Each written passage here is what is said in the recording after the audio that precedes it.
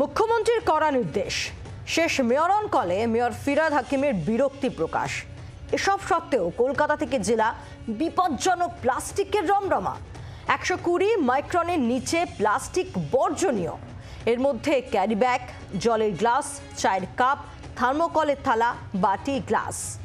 যে কোনো রঙিন প্লাস্টিক সাধারণ প্লাস্টিকের থেকে 10 গুণ বেশি বিষাক্ত। সব থেকে ভয়ঙ্কর কালো ক্যারি ব্যাগ, তারপরেও আটকানো যাচ্ছে না।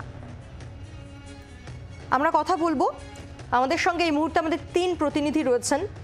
কারা কারা রয়েছেন একবার দেখিনি। আমাদের সঙ্গে এই মুহূর্তে রয়েছেন কাকুরগাছি থেকে অয়ন ঘোষাল রয়েছেন, চাকদা থেকে বিশ্বজিৎ মিত্র রয়েছেন এবং আমাদের আরেক প্রতিনিধি মালদা থেকে রয়েছেন রণজয় সিংহ রয়েছেন। আমি শুরুতে অয়নের কাছে যাই। অয়ন, মুখ্যমন্ত্রীর করা নির্দেশ, ফিরহাদ হাকিম মেয়র তিনি রীতিমতো বিরক্ত এই পুরো বিষয় নিয়ে, তারপরেও এই প্লাস্টিকের রমরমা চলছে, আটকানো যাচ্ছে না কেন?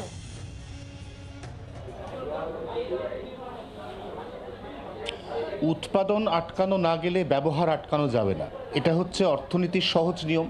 প্লাস্টিকের ক্যারি ব্যাগ এখনো পর্যন্ত উৎপাদন চলছে বহাল তবিয়তে।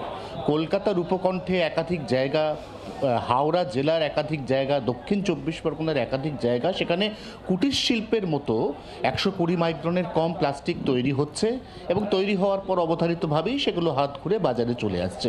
আমরা বরঞ্চ এই বিষয়ে বিস্তারিত বলার আগে কাকুরগাছি ভিআইপি মার্কেটে এই মুহূর্তে একটা রিয়েলিটি চেক করি ছোট্ট করে, দেখি যে আমরা কালো রঙের বা সাদা ছাড়া অন্য কোনো রঙের প্লাস্টিক ক্যারি ব্যাগ দেখতে পাচ্ছি কিনা। উত্তর হচ্ছে হ্যাঁ, পাচ্ছি।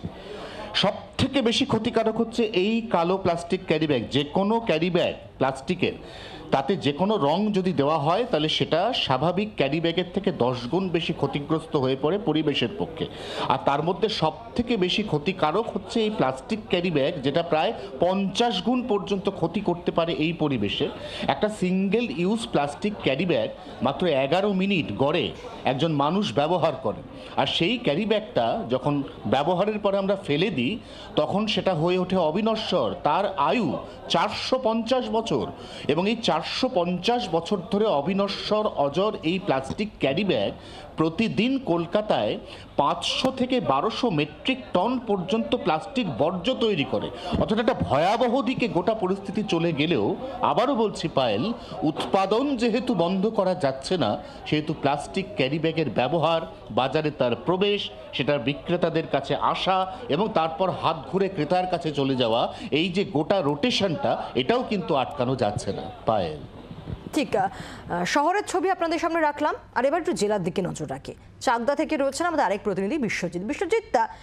শহর তো শুধু নয়, জেলাতেও দেখা যাচ্ছে প্লাস্টিকের রমরমা। বারবার করে নিষেধ করা হচ্ছে, নির্দেশ আসছে, মুখ্যমন্ত্রী মমতা বন্দ্যোপাধ্যায় তিনি করা নির্দেশ দিচ্ছে, তারপরেও হচ্ছে দেখা যাচ্ছে যে জেলাতে এই কালো প্লাস্টিক বা এই ধরনের বিপজ্জনক প্লাস্টিকের রমরমা চলছে। তুমি যেখানে রয়েছো সেখানকার হাল হকিকত ঠিক কে?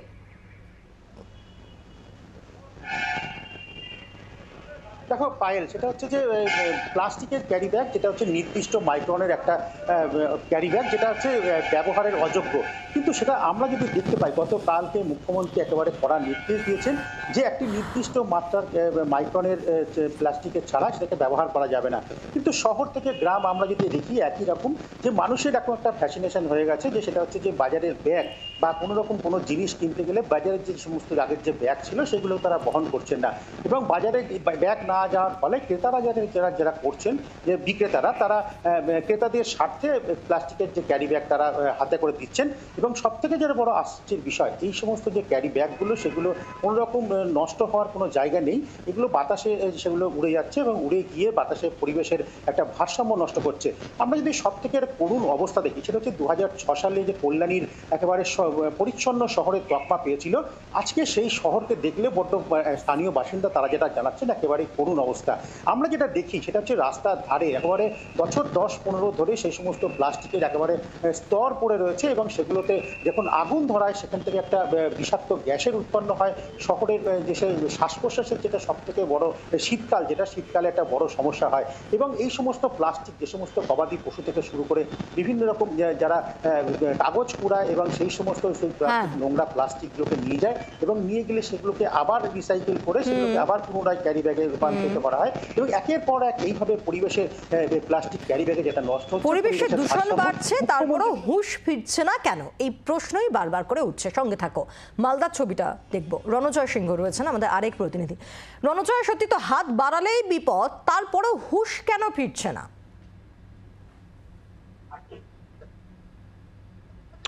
পাল, প্রথমে বলে রাখি, অয়নদা যে বিষয়টি বলল সেই বিষয়টি কিন্তু একেবারে সত্যি। উৎপাদন বন্ধ করা না গেলে এই প্লাস্টিক বাজারে পাওয়া যাবে। প্রতি বছর কিন্তু প্রশাসনের তরফ থেকে বাজারে গিয়ে খুচরো ব্যবসায়ীদের জরিমানা করা হয় এই ধরনের প্লাস্টিক ব্যবহার করার জন্য। কিন্তু সবচেয়ে বড় আশ্চর্যের বিষয়, শিক্ষিত সমাজ যারা এই সমাজে বাস করেন, যারা প্রতিদিন বাজার যান এবং সাধারণ মানুষ যারা ক্রেতা, তারা গিয়ে কিন্তু সজাগ হন না এবং এই বিপজ্জনক প্লাস্টিক কিন্তু খুচরো ব্যবসায়ীর কাছ থেকে চান এবং তাতে কিন্তু জিনিসপত্র কেনেন। তারা প্রত্যেকেই সজাগ, কিন্তু প্রশাসনের তরফ থেকে সেই সজাগ করা বা সচেতন করা যে উদ্যোগ, তাতে কিন্তু বেশ কিছু খামতি রয়েছে।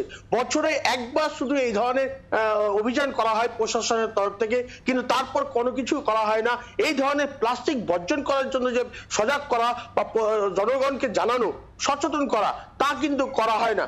শুধু তারা নিয়মের খাতিরে শুধু বছরে একটা দিন করে, কিন্তু এই বিষয়টিকে প্রতিদিন যদি সচেতন করার জন্য, সজাগ করার জন্য মনিটরিং করা হয় প্রশাসনের তরফ থেকে, তবে কিন্তু এই বিষয়টি অনেকটাই বর্জিত হবে, অনেকটাই ব্যাহত হবে। এবং যারা এই প্লাস্টিক বিক্রেতা রয়েছেন, যারা খুচরো ব্যবসায়ীর কাছে এই প্লাস্টিক পৌঁছে দিচ্ছেন, তাদের বিরুদ্ধে যদি আইনানুগ ব্যবস্থা নেওয়া যায়, তবে কিন্তু এই বিষয়টি অনেকটা কমবে। মালদা জেলায় সর্বত্র বাজারে যেখানে খুচরো ব্যবসা হয়, সমস্ত বাজারেই কিন্তু বোঝাই যাচ্ছে যে প্রশাসনিক নজরদারি, সতর্ক বার্তা বাড়াতে হবে। কারণ প্লাস্টিক তা বিপদ, বড়সড় বিপদ। তার একটাই কারণ, প্লাস্টিক সেটা মাটিতে সহজে মেশে না, বাতাসে উড়ে গিয়ে ড্রেন এবং জলাশয়ে পড়ে দূষণ সৃষ্টি করছে। আমরা সেটা সবাই জানি, তারপরেও হাত বাড়িয়ে আমরা সেই প্লাস্টিকই ব্যবহার করছি, আর তাতেই বিপদ আরো বাড়ছে।